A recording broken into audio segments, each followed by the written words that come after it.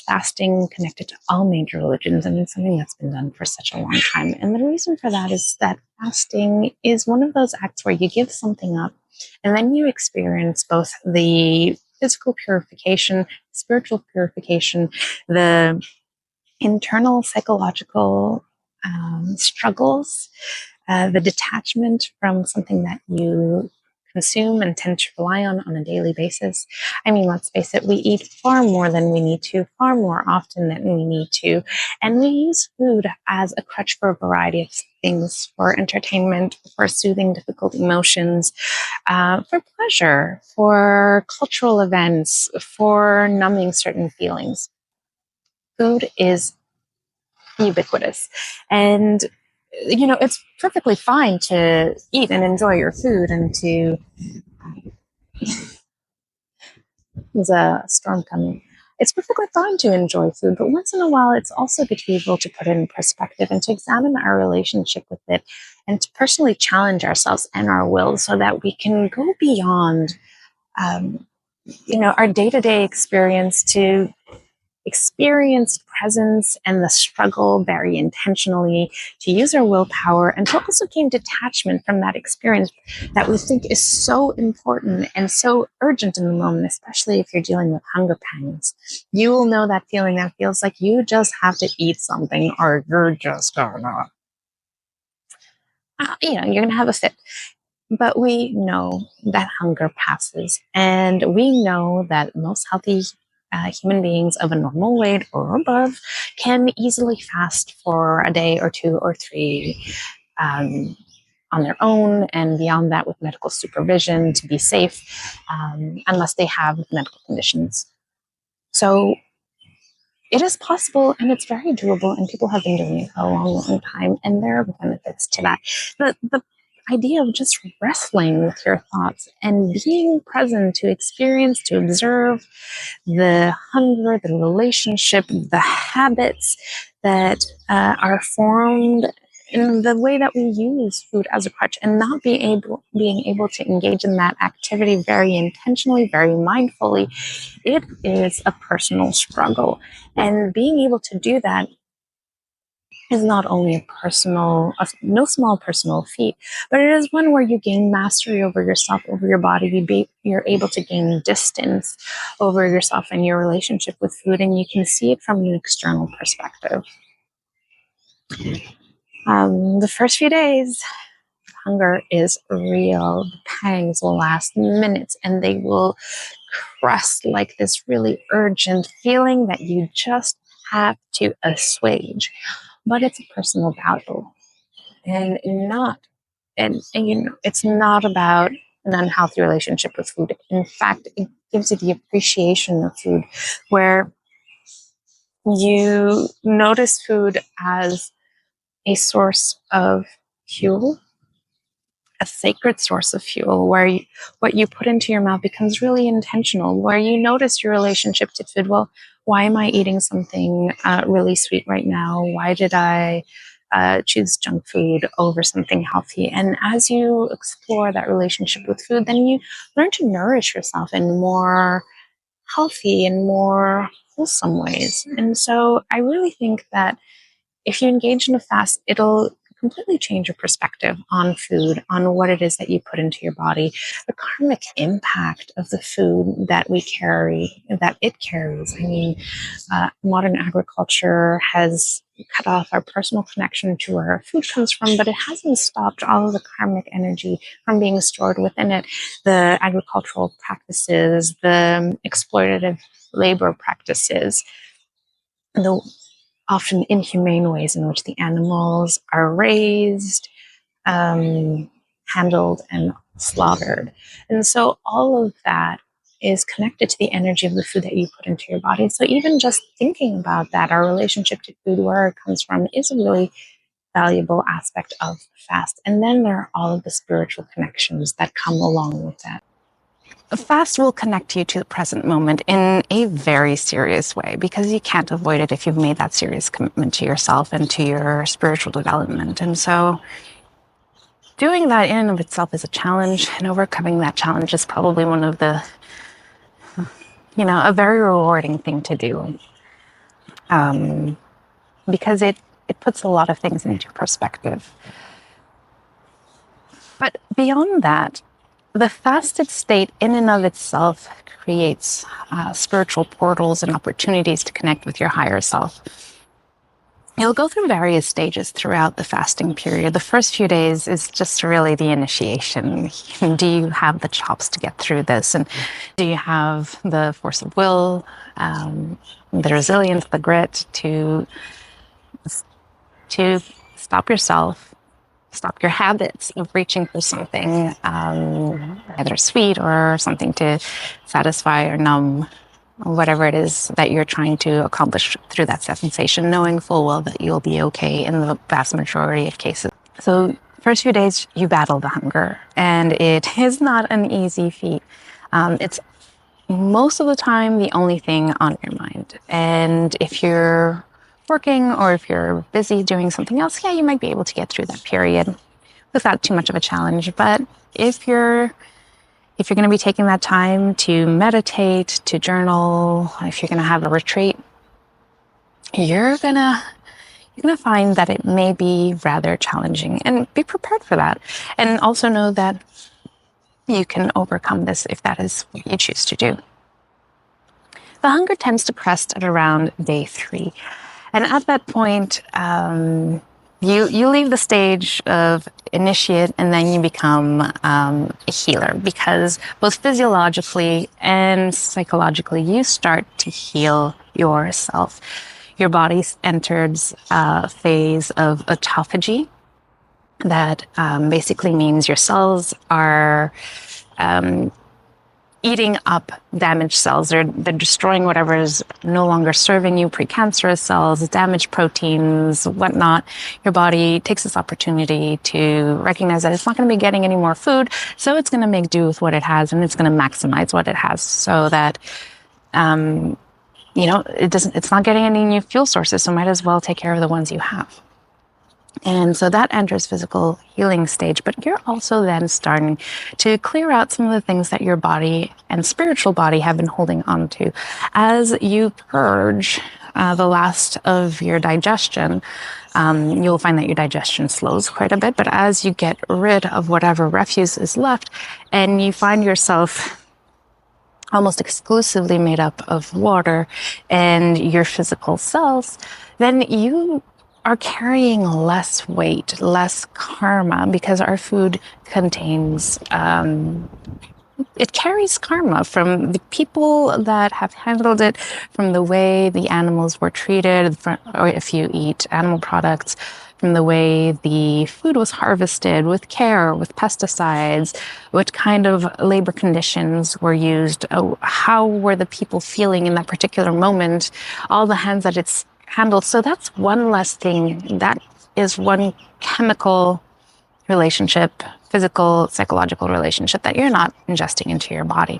And so that in and of itself is freeing. And you might start feeling lighter and a little bit buzzy, I would say. And what I mean by buzzy is I felt my auric body personally really become charged in those days. From days 3 to about days 5, my whole skin and the aura around me, so basically the force field around my body was really vibrating at a higher frequency. I can sense that, and I could sense, having always been sensitive, but really unmistakably at every moment of the day, I could sense other people's auric fields interacting with myself. The auric energy of inanimate objects as well. I was really connected. The other thing that happens is that any old pent-up emotions that you would have had from the first few days of your fast, from struggling with that psychological impact of not eating food, that starts coming to the surface, as well as some old thoughts, old traumas, old memories, old unprocessed and unresolved feelings. They also start coming up to the surface, and you start to struggle with them. You might find yourself laughing over some old memories. They're just popping out of nowhere. You may start feeling pains in various parts of your bodies as old energy becomes unstuck because your body's starting to repair and your energy centers, your chakras are starting to align or be more clear and more open. And so that is a very interesting period of time. Then when you reach days 5 to day 7, you enter the spiritual seeker stage, and this is where the real spiritual phenomena really start to amp up. So while you start feeling more connected in days 3 to 5, and your meditations get deeper, I found that for myself, days 5 to 7 were like walking meditations 24/7. In my mind, the chatter in my mind slowed down significantly. And I have a very racing mind. I have tendencies towards anxiety and overthinking. And by days 5 through 7, my mind calmed. I was in a blissful state of presence. I call it Buddha mode. There wasn't much that could frazzle me in those periods. I did have to go to work, and I worked for 5 out of those 7 days because there were some weekends there. And I found myself that I was able to continue to do my work and produce good work, but all of the unnecessary thoughts, all of the strange observations, the stories that the mind tells itself, they just sort of faded away. And so I found myself in this beautiful, blissful state, like I was in a walking meditation, some of the deepest parts of meditation that I'd ever achieved, because I've always found it difficult to quiet the mind. And so feeling that oneness was a very beautiful thing. In these states as well, you can start accessing altered states of consciousness if you focus on taking the time. For me, it was difficult because, again, I had to go to work full time and I had to take care of my family after hours. I found it difficult to make additional time to really focus on that spiritual work, the additional spiritual work. But I found time to perform Reiki healings on myself and others, although not as many, because I did find it taxing on me emotionally in those times. And I feel like that I was on the cusp of really important spiritual developments. Now, it wasn't all easy. Well, the hunger had started to subside by day 3, and it might, rear its head maybe once or twice a day for 30 seconds or so, like really minimal reminders that, hey, I still have a body that sometimes hungers. And the hunger was gone, but for me, and this is not an experience that is typical for everybody. A lot of people feel the opposite, but for me, I experienced huge weakness. And so while my energy felt vital, my physical energy was kind of slumped. And there are medical reasons for that. I have a long-term chronic condition that may not have been well suited to an extended fast, given that dehydration often occurs even if you're taking electrolyte supports. And my condition is often affected by dehydration and circulatory problems. So the fast from that circulatory perspective was not ideal for me, but it still gave me huge spiritual benefits. Now, on the last day of my fast, the night I actually broke it, was Easter Friday, or Good Friday rather, and I started eating a special broth of mung beans, vegan, just so that I can refeed, and the refeeding process is quite delicate, and so make sure that you don't eat too much too fast. There's lots of protocols that you can look up. I'm not an expert, but do be careful after you do anything 3+ days of fasting that you refeed carefully and gently. So I started refeeding that Friday night, and it felt really nice to ingest something. Food tasted better than it had in a long time, and really it was not the most delicious recipe I'd ever made. It was supposed to be spiritual food. I can't remember the name. I think it was I can't can't remember the name of this food. It's an Ayurvedic food. It's gentle, it's healing, it's nourishing. And so I had that as my refeeding, and then gorged myself on watermelon and fresh fruit, things that would not upset my digestion too much. Well, it took a couple of days for my energy to really come back full strength, but the feeling of peace maintained itself for, God, I'd say almost a week. By the third day, I did bounce back. My energy levels were great. I remember cooking up a storm. I had energy, the energy of 3 adults, which I hadn't felt that good in a long time. Well, that particular Easter, because I hadn't been feeling so well, I had canceled plans to go back home to visit my family that lives out of town a couple 100 kilometers away. And so I stayed home and I rested with my family. That evening, as I fell asleep, I entered a liminal dream space where I was half asleep but half awake, and I noticed I'd entered a state of sleep paralysis on Easter Sunday, the night of Easter Sunday. And typically sleep paralysis has been a terrifying experience for me. I notice that my body's asleep while my mind is awake and I can't move. My heart begins to race. And often in those experiences, the terror seems to invite either opens a door to negative entities to feed off of my fear, or it's a state of mind that projects that. In any event, in the past, these have been not good experiences where I've had encounters with negative entities that are oppressive and very frightening. And so in that moment, the following months of coaching with a spiritual guide, I took the opportunity to finally notice that I was in sleep paralysis. And that moment of awareness, that moment of conscious awareness, allowed me to take control of my internal states, to take away the fear of the paralysis, to enter acceptance, and then to change my vibration to that of love and excitement. And so I took that spiritual opportunity, one where my mind is in this in-between space, close to the astral plane where the veil is very thin, and I willed myself to project out of my body. And as I did that, I experienced what many astral projectors, astral travelers experience, and that is I first began hearing a din in my ears, and mind you, I had never astral projected before, although it's been a long-standing goal of mine spiritually. I began to hear a loud sound in my ears, or in my mind's ears, almost like a mechanical whirring. It was just really, really, really loud.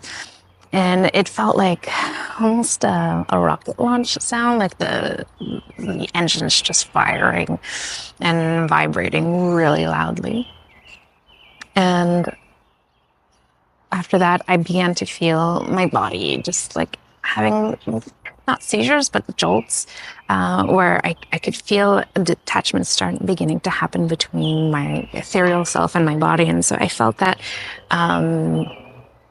that pull-aways begin to happen, and my consciousness was just willing itself, up towards the ceiling, and I telling myself, okay, well, I will want to send my consciousness up, but I've had an internal resistance, and the moment I started feeling the pull of my astral body away from my physical body, and that physical sensation of being jolted, I had a moment of panic and fear, and as soon as I began to have a doubt about the experience, into my body, and I lost conscious control of the experience. And I tried to repeat that several times throughout the night, unsuccessfully. I came close a few times, but again, it gets sucked back into the dream state. And so I do believe that perhaps it was the coincidence of the Easter event with my spiritual fasting combined that allowed my energy to enter this new state of spiritual exploration. And while I wasn't entirely successful, I consider it a huge win that I was able to transform a previously terrifying experience that would leave me in cold sweats and unsettled for weeks into something that was potentially a huge elevation in the next step of my spiritual growth. So um, that was my retelling of what kind of spiritual experience, more uncommon spiritual experiences, or more uncommon to the day-to-day experience that people heard during and after my refeeding process. But all of this discussion, I notice, has really focused on the mechanics of the fast and the why of the fast. But truly, there's something beautiful about a ritual like this one. And I think in a society that goes so quickly and that has lost its glitz and glamour and its magic, taking the time to engage in a ritual that has been practiced for thousands of years and to which you can connect to and know that you're walking down a similar path as other spiritual seekers, I think there's inherent beauty in and of itself. And I encourage you to really live intentionally and to take those experiences and take them a step further and really make it your own. Journal your experiences while you're undertaking them. Take the time to integrate what it is you learn. Have a YouTube channel where you share with others, or do it with a friend who is ready and willing and healthy enough to undertake it alongside with you. It wasn't an easy experience. There were many moments where I thought, okay, how much longer of this? I've experienced what I need to know. I can give up here. So even that, honoring the battle and knowing that it's very human to battle yourself and your mind, and to know that above it all, it is just a cycle of hunger, a cycle of emotional fatigue, a cycle of weakness in the moment, but it always passes. And just like life, things change and they come back and they change, and you evolve in a beautiful upward spiral. So take that experience to honor yourself, do something good for your soul, for your body, engage in some very intentional living, practice your yoga if your body will allow you in those moments, and truly make the experience your own. Listen to your body. I had the privilege of being able to be followed by my doctor, to have blood tests during the experience. And while I had a desire towards the end to extend my fast, my blood tests told me this is enough and I need to refeed. So if you have an opportunity to work with your physician or another healthcare provider, work with them, or start small, a couple of days, you should be fine. On that note, I hope you found this meaningful and helpful to you. I hope you gained some insight. And if you did, please like, comment, and subscribe to this video and to this channel. Your engagement with this channel really helps. Every like, every subscription lets YouTube know that this is some good content and that others might benefit from it. And it gives me the encouragement I need to continue. If you want to find out more about how you can develop your spiritual talents, or maybe your clair senses, like your clairaudience or clairsentience, watch my video right here where I go through what the clair senses are and some practical techniques to get you developing them and becoming a little bit more psychic day by day. Blessed be. Have a wonderful day, and see you in the next one.